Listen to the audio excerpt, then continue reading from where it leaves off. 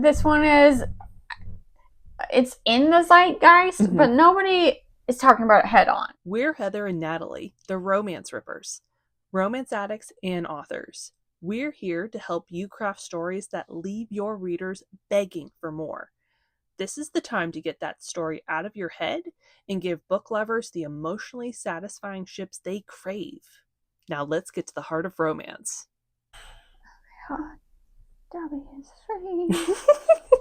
Hi guys, it's Heather. And Natalie. We're back. The romance rippers are here again. And today we wanted to talk about, as authors, using different tools. And the tool we wanted to talk about in particular is using fan fiction as a writing tool. This one it's in the zeitgeist, but nobody is talking about it head on, at least from what we've seen. At least published authors. Both of us have done work in original fiction, and also absolutely have loved our forays into the fan fiction communities as well. We've both grown a lot as writers because of that. We're just here today to kind of discuss why we think that it's a great tool, and why it can help so many different things for authors, especially if you have a fandom you're passionate about. And like for me, a lot of it started with just gaining confidence sharing my work.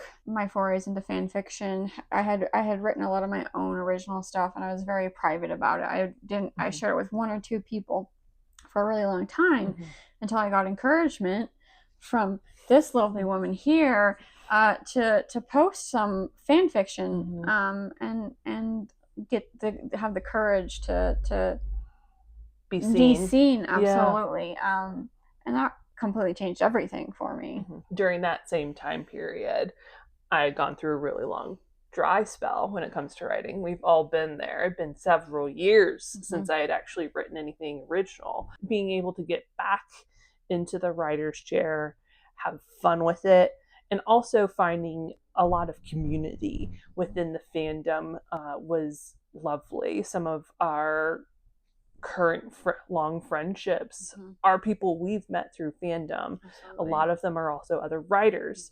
So we're able to talk to each other about bouncing off ideas. Some of them are still writing fan fiction, which is awesome. And so they'll come to us with that, because that's a very different perspective from writing original fiction. And it's just lovely to have such a mixed group of people and be able to workshop from all angles and just have really good friendships. Fan fiction, it can really bring community to your writing, especially if you feel like amongst your in real life friend groups or your family, you don't have other people you can turn to or you feel comfortable or that you think will read your work. If you enter a fandom, like especially a tight-knit fandom where there's a lot of commenting back and forth, you can really build those relationships, and those can turn into beta readers, they can turn into brainstormers, they can turn into anything. Just best friends. Yeah, they can turn into so many different things for you. But fan fiction can really bring community, especially if you open yourself up to those relationships. I do want to give a shout out to two of our besties who we met through fan fiction, Aaron and May. You guys are awesome. And thank you so much for pushing us to actually be doing what we're doing right now. We wouldn't be doing it without them and the larger community that we're in. Created. Another thing I've personally found for fan fiction more recently, as I've transitioned back into wanting to do more original fiction, original romances, imagine. I've really enjoyed using fan fiction as a place to experiment. I'll get that one-off, really titillating idea that we all have had, that when you're writing your big project and then this new shiny thing, the slutty new idea pops up. I don't want to squash that energy. So sometimes that means writing myself a little AU. One and done. Maybe it's smutty, maybe it's not, but it gets that energy out, and I can see if the energy of the idea is still something I want to go back to later. Awesome if so, and if not, I had fun writing some fan fiction. But yeah, it just a nice little spark. Yeah, it's a fan fiction can be a really good container to explore without derailing whatever major like book you're working on at the time. Because I can see, especially within myself, very easy to start muddling too many ideas in a single story. Right, yeah. There's so many things, so many tropes, so many setups I really enjoy thinking about, and only can put so many in a single book without it becoming absolutely incomprehensible. You want to say so many different things, and sometimes you don't have the patience to finish the 80,000 word draft you're working on before you want to talk about this other thing. And, and a 5K fanfic can, or less, can really take care of that for you. With fan fiction, it's really, especially with the good communities, you really get to explore parts within yourself that potentially a little harder to do within traditional publishing or even indie publishing. Because you see what everyone else in your community is publishing. Right. You see their deepest, darkest desires. And it's so freeing. There's a permission field to fan fiction, like this field of everybody's exploring so freely, and because a lot of it's anonymous, yes, or at least you don't really know each other in real life most of the time. It's as anonymous as you want it to be. Exactly, it's as anonymous as you want it to be. That you can explore some of the stranger or kinkier or different things that you might not feel ready to explore in a published fiction.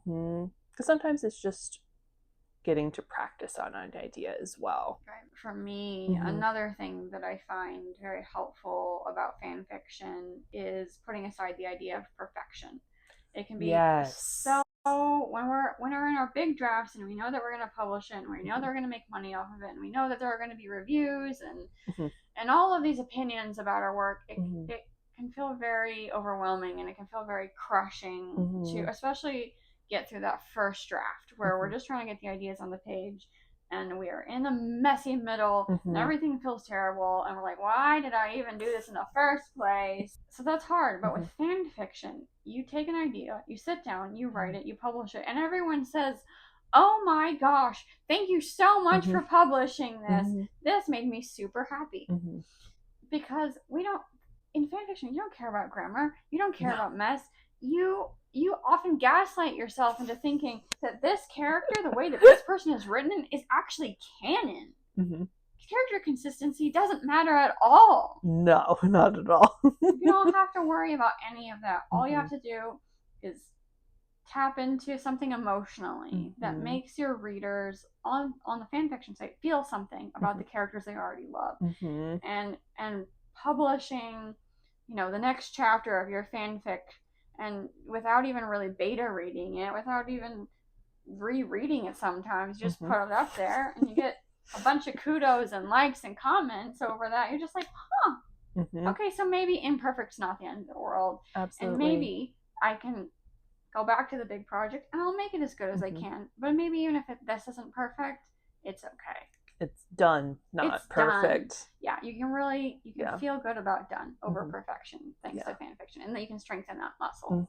I think also within fan fiction in general, as a writer who really loves romance, whether it be you are a shipper of a particular couple, be they canon or not, or if you're writing original characters, which some fandoms more popular, or other fandoms, it's reader inserts. Right.